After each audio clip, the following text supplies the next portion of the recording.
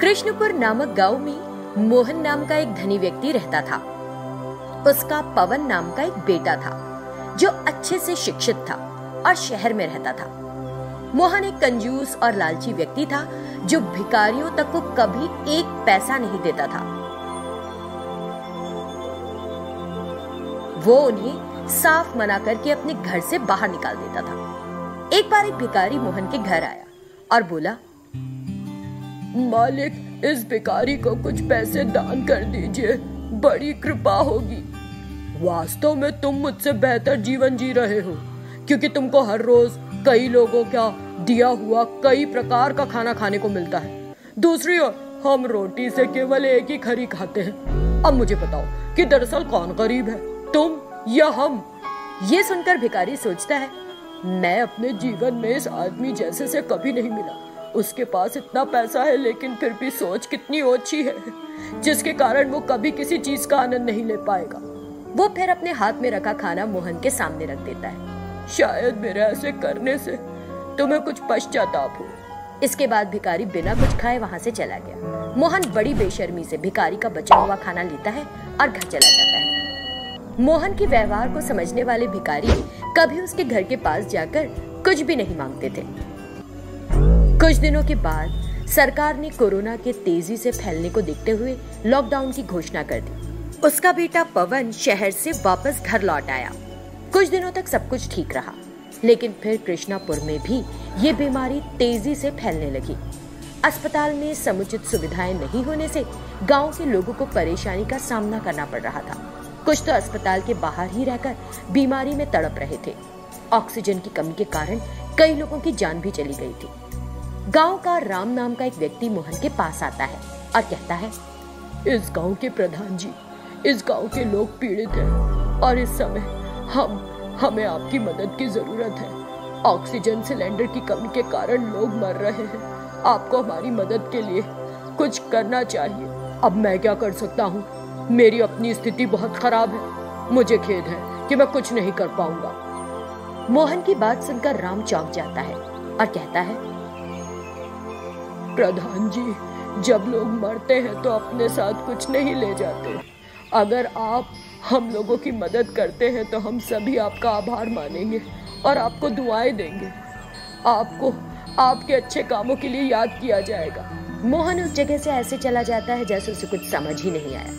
मोहन का बेटा पवन इस बातचीत को सुनता है और अपने पिता से कहता है, पापा, अगर आप अभी मदद नहीं करते तो हमारे गाँव की हालत और खराब हो जाएगी। आपके पास मदद करने के लिए बहुत पैसा है। इतने पैसे का क्या फायदा जब जरूरत पड़ने पर आप नहीं कर रहे मदद। पवन, तुम शांत रहो, तुमको पैसे के बारे में कुछ नहीं पता। ये सुनकर पवन अपने बेडरूम में चला जाता है। पवन इसके बारे में सोचता रहता है और अगले दिन वो अपनी शिक्षा के वास्तविक मूल्यों को समझता है। मुझे ग्रामीणों के लिए कुछ करना होगा और मैं करूंगा। वो तुरंत उस गांव में ऑक्सीजन सिलेंडर बनाने वाले के पास जाता है। वो खाली सिलेंडर लाता है और पानी का उपयोग करके उन्हें ऑक्सीजन से भरता है। फिर वो उन सिलेंडरों को अस्पतालों में ले जाता है। वो सभी आवश्यक रोगियों को ऑक्सीजन सिलेंडर प्रदान करता है और कई लोगों की जान बचाता है। पवन अपने स्वास्थ्य और भोजन की भूलकर अपनी तरफ से पूरी कोशिश करता है और गांव के लोगों को ऑक्सीजन उपलब्ध कराने के लिए कड़ी मेहनत करता है। गांव के लोग पवन के प्रयासों की सराहना करते हैं। ये देखकर मोहन को अपने बेटे पर बहुत गर्व होता है, लेकिन उसे खुद पर गांव का अच्छा अध्यक्ष और एक पिता न बन पाने पर बहुत शर्म भी आती है।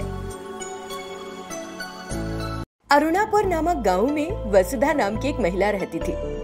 वो एक दिन अपने बेटे के लिए बिरयानी बना रही थी।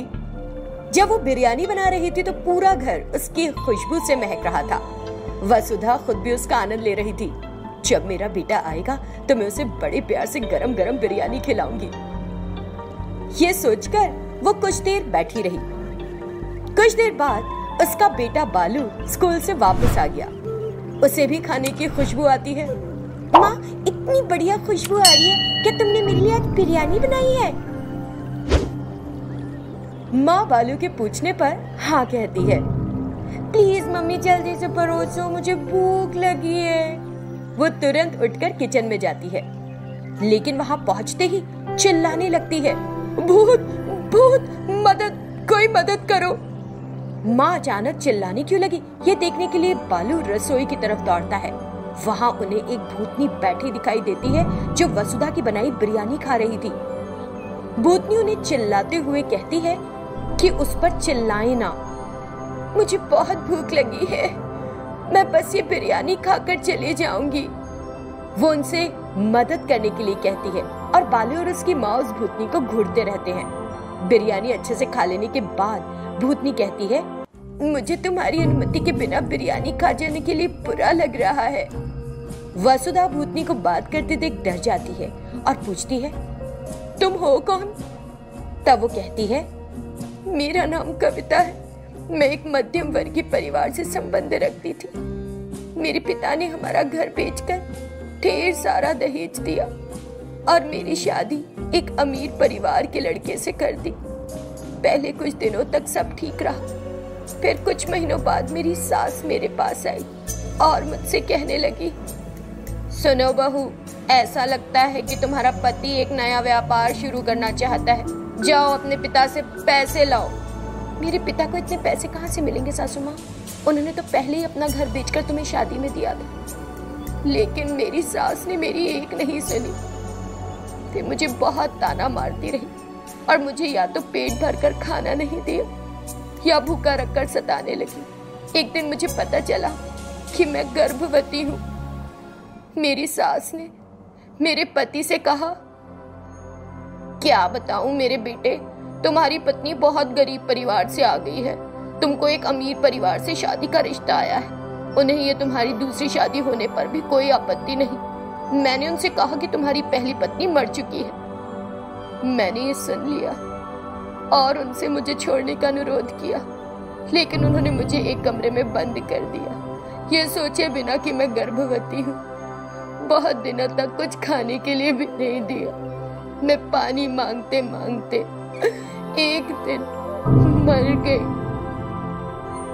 उसकी बात सुनकर वसुधा को बहुत बुरा लगा और उसने कहा, हे भगवान, ये तो बहुत भयानक है। वे तुम्हारे साथ ऐसा कैसे कर सकते? क्या वे इंसान है भी? क्या तुमने उनके खिलाफ आवाज उठाने की कोशिश नहीं की? अगर वो दोबारा शादी कर लेता है तो दूसरी लड़की के साथ? भूतनी जोर से हंसी। इसीलिए मैंने उन दोनों को मार डाला। मैंने उन्हें मार डाला ताकि मेरी तरह किसी और लड़की के साथ ऐसा ना हो। वसुधा ने तब उस भूतनी को ये कहकर सांत्वना दी, तुम जब भी कुछ खाना चाहो यहाँ आ सकती हो। ये सुनकर वो भूतनी खुशी खुशी वहां से गायब हो गई और फिर जब उसे भूख लगी वो जरूर आई।